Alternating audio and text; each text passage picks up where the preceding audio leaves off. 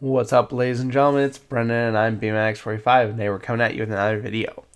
We are doing a discussion for the Digimon TCG on the colors of cards and how powerful or how not powerful certain colors in the game feel. Something I've wanted to do for a while here. There's definitely not always a even distribution of power between the different colors. Of course, those being our red, blue, yellow, green, black, and purple. We don't include white in that because white are a specialty card and they don't really have a lot of decks that are consisting of all white cards, and white just ends up being a lot basically shoved into a lot of different decks, or depending on what's good and what's not good. So anyways, let's look at these. We'll do kind of like basically like a tier list of where I think each color kind of ranks.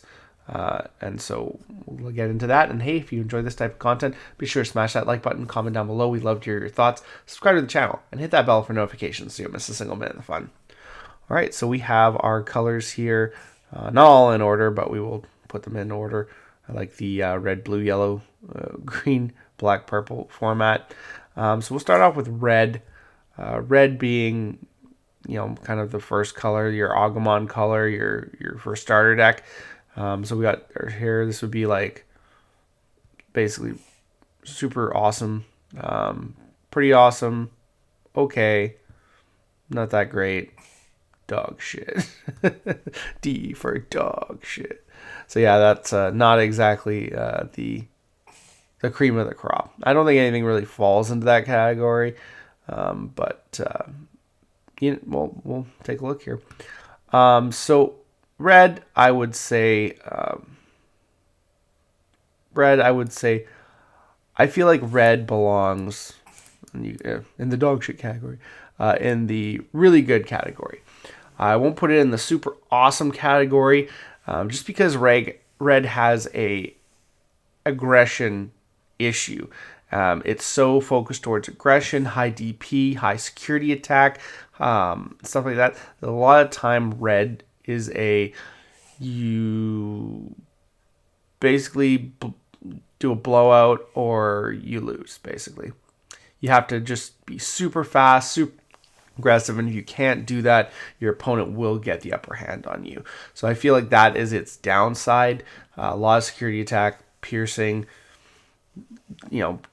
popping, stuff like that. It doesn't have a lot of other effects, abilities that it uses, and it's very much a get all your piece kind of play style to win. So I think, and like I said, you gotta be super fast, and you gotta hope that they don't have something in security that just screws you over.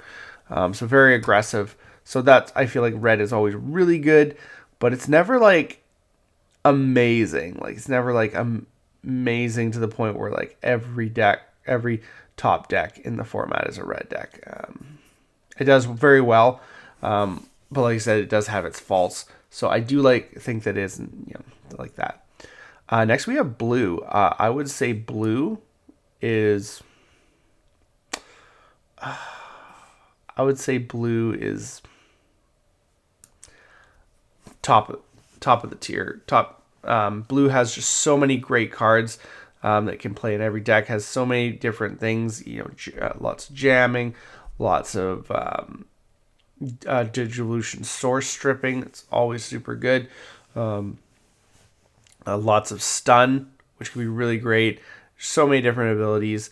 And it generally has unsuspending, lots of unsuspending.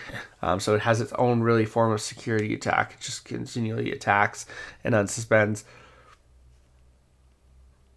So I think it's a, and it always, like I said, some of the best cards, Ice Walls, Sorai, things are just so good.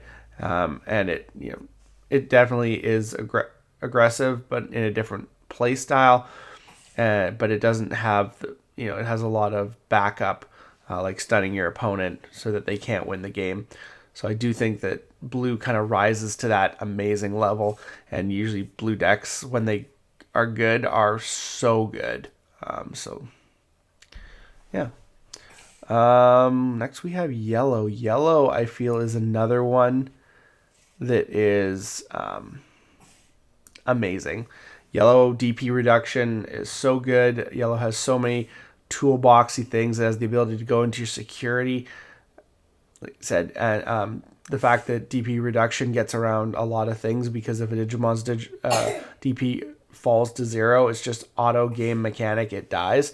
So that's really good. So unless you can't be affected by effects, then you're in a pretty good place with DP reduction. So that's really great. It has so many good toolboxy cards with the security. Like I said, being able to play cards from security, put cards in security, trash security to save yourself. It can be super good, super strong, and just like I said, DP reduction is nuts, as well as recovery. Recovery is nuts. That's another reason why this is amazing.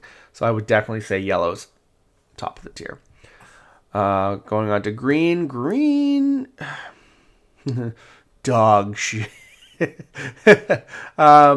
I'm stuck between these two, like, where it's kind of like, like really good, pretty good, okay, and not that good. I would say green is okay because it can fall. Green is such a hard color where it's either really up here or really down here, kind of in this area. A lot of green decks just don't have enough support, don't have the right support. The suspending mechanic is an amazing one, but it doesn't always work because a lot of green decks need your opponent to put stuff on the field for you to interact with. And necessarily that's not always good, especially when other decks like red and blue just raise in the back. They just get their guy up to like level 4 or 5 in the back, then bring it out and do their big play and either win or almost win and basically try to set it up again before your opponent kills you.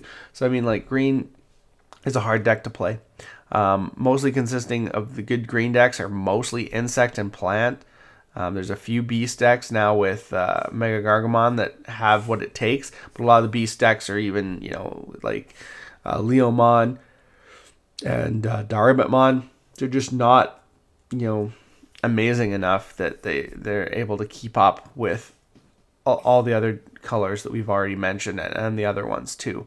So I think green belongs here because it's very hit or miss. Just feels like they miss a lot of the time, and there's just not like I said, other than plants and insects, they just don't. And I'm thinking about this is Bloomlord. Bloomlord's up there, but overall with green, it's one of many decks. So it just kind of lowers it to like Bloomlord and insect decks like Tyrant Cavern Proterimon, which we're going to be having next format, are what makes it this far. If we didn't have decks like that, it'd be in the dog shit category. Green would, honestly. And I love green.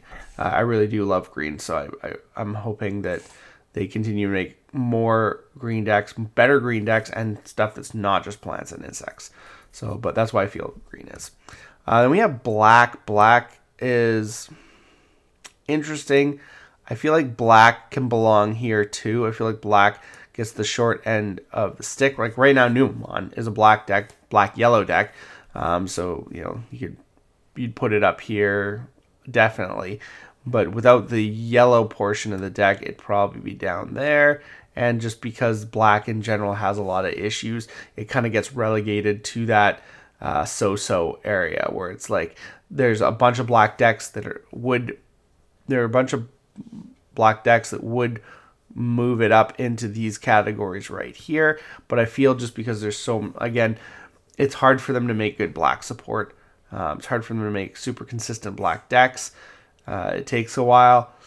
And then a lot of time you're playing heavily into other colors like yellow or, stuff like that. So I do definitely think that black is something that's really hard for them.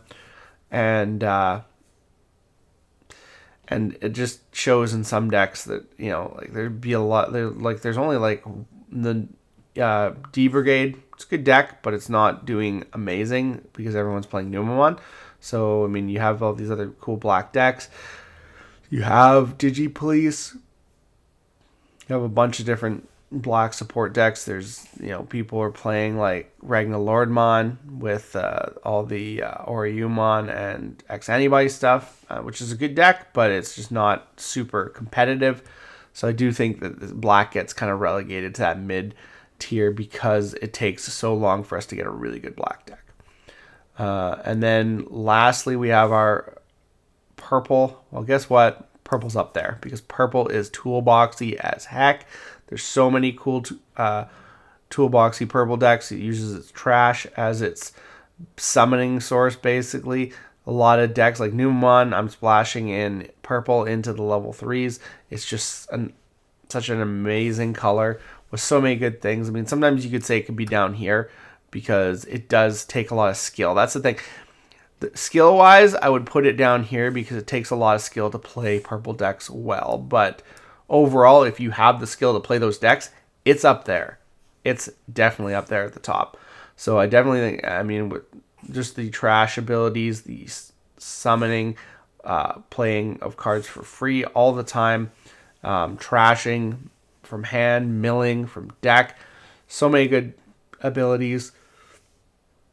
And it's just really fun. It's really, really fun.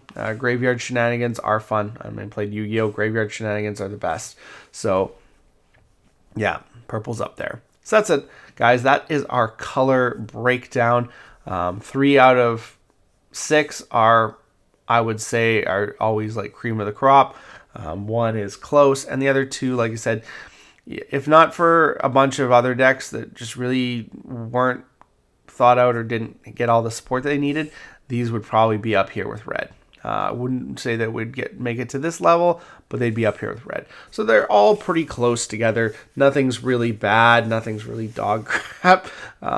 It's just how the thing goes. And I mean, like, if you think about it, these are your core colors. These were your first 3 colors. It makes sense that they're kind of really good. And then out of your next 3 colors, you got 1 breakout, and the other 2 are kind of... I mean, like, I love all colors of Digimon. It's just how I personally feel, how the game kind of directs it most of the time. And like I said, it doesn't always do that because you have Bloomlord that was good for format after format after format. You got Numemon that's good right now, and other black decks that have always been good. But, you know, where you have like 5 good red decks that are always good, or 4 good blue decks, or 3 yellow, or 5 purple, you don't have as many of these. So that's just unfortunate, but it's how it is. And hopefully this is good for you guys. Tells you a little bit more about the colors and gives you an idea of kind of, and like, I would definitely recommend playing these decks because, you know, the more you play them, the better you get with them, the easier it is, you know, to do well with those colors. It just might take, you know, you take it to a tournament and it might be harder to play against these than say, hey, I'm going to play red hybrid or Greymon and just do really well because of the aggro nature of red. But anyways, looks like that's all the time we have for this video. Thank you very much for tuning in, and we hope to see you in the next video. As always, have a wonderful day, and that's all for now, folks.